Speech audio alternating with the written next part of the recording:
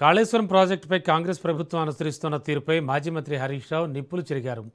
ప్రభుత్వం పూర్తిగా negative mind సెట్తో ఉంటూ మేడిగడ్డ విషయంలో కుంటి సాకులు చెబుతోందని మండిపడ్డారు. పక్క రాష్ట్ర సీఎం చంద్రబాబుకు గురుదక్షిణ ఇచ్చేందుకే రేవంత్ రెడ్డి నీటిని దిగువకు వదిలేశారని ఆరోపించారు. సమృద్ధిగా నీళ్లున్న దేవాదుల పంపులు ఎందుకు ఆన్ చేయడం లేదని ప్రశ్నించారు.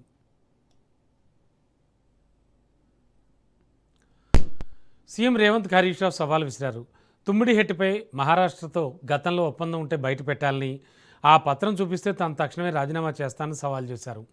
కేవలం పంతాలు పట్టింపుల కోసమే ప్రభుత్వం చెరువులు నింపకుండా రైతాంగానికి అన్యాయం చేస్తోందని, సీఎం రేవంత్ నీళ్ల మంత్రి ఉత్తమ్ కుమార్ రెడ్డి పూర్తిగా ఫెయిల్ అయ్యారని హరీష్ రావు ధ్వజమెత్తారు.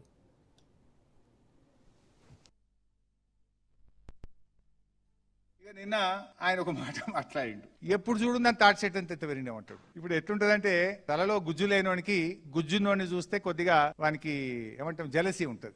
అట్లనే పొట్టి ఉన్నోనికి పొడుగు ఉన్నోని చూస్తే కూడా జలసీ పాడవుతుంది. నీకు ఆ ప్రాబ్లం ఉంది Revanth Reddy. What can I do?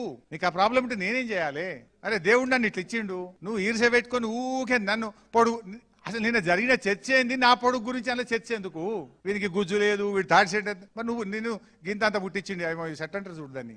విప్పని చెట్లకే నిన్ను పుట్టించే దేవుడు, మరి నేనేం చేయాలి? నేను ఒక మాట మాట్లాడి అందుకే చెప్పిన, అబద్ధానికి అంగిలాగు దొరికితే దాని పేరు రేవంత్ రెడ్డి. నిన్న ఆయన ఏం మాట్లాడతాడు? అరే ఎలినోనో వచ్చింది బై, ఎలినోనో వచ్చే వాననే పడతలేదు, సుక్క నీళ్లు లేవు, ఈయన ఒత్తు అంటాడు, ఆడ నీళ్లు ఉన్నాయి అంటుండు. నీకు మెదడు లేదు. నీ మెదడులో కొంత ఎర్రున్నదా లేకపోతే పిచ్చి ఉన్నదో నాకు తెలియదు. గా ఎలినోనో వచ్చింది కనుకనే నేను ఆ రోజు చెప్పిన, కేసీఆర్ ముందు చూపుతో కరువు వచ్చిన కాలం కాకపోయినా నీళ్లుండే మేడిగడ్డ కట్టిండు కేసీఆర్ అని ఆ రోజు చెప్పినా ఈ రోజు చెప్తున్నా.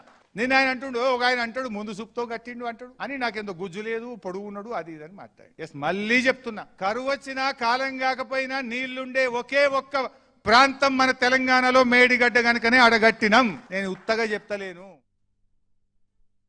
నీకు కేసీఆర్ రావాల్సిన అవసరం లేదు. కనీసం కేసీఆర్ ను తెలంగాణ తెచ్చిన నాయకుడిగా గౌరవించే సంస్కృతి లేదు నీకు. ఆయన చావును కోరుకుంటున్నావు నువ్వు. ఇప్పటికి 20 సార్లు 30 సార్లు కేసీఆర్ చావును కోరుకుంటూ పబ్లిక్ మీటింగ్లలో మాట్లాడినావు. కనీసం ప్రధాన ప్రతిపక్ష నాయకుడికి అసెంబ్లీలో ఉన్న రూమ్ గుంజుకొని రూమ్ లేకుండా చేసినావు.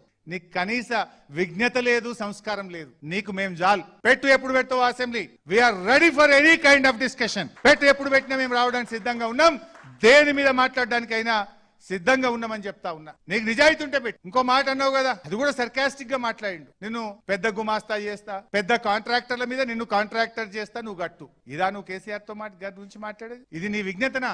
నేను సవాల్ వేస్తున్నా, ఒక్క 3 నెలలు నీటిపారుదల శాఖ మంత్రి నాకు జీతం వద్దు, కారు వద్దు, ప్యూన్ వద్దు, ఫ్యాన్ వద్దు. ఎట్లా నీళ్లు రావో మేము చేసి చూపిస్తాం, నీళ్లు బారిచ్చి చూపిస్తాం. ఒక్క 2 నెలలు 3 నెలలు ఈ కన్నెపల్లి మోటార్లు ఆన్ చేస్తాం, బరాబ్బర్ ఎల్లంపల్లికి నీళ్లు తెస్తాం. ఒకవేళ నీళ్లు లేకపోతే శాశ్వతంగా రాజకీయాల నుంచి నేను తప్పుకుంటా. I will leave politics. Are you ready? ఎందుకు ఈ మాటలు మాట్లాడుతున్నావు? System is ready. నీళ్లు తెచ్చుకోవడానికి అవకాశం ఉన్నది. నువ్వు చిల్లర రాజకీయాల కోసం మాట్లాడుతున్నావు.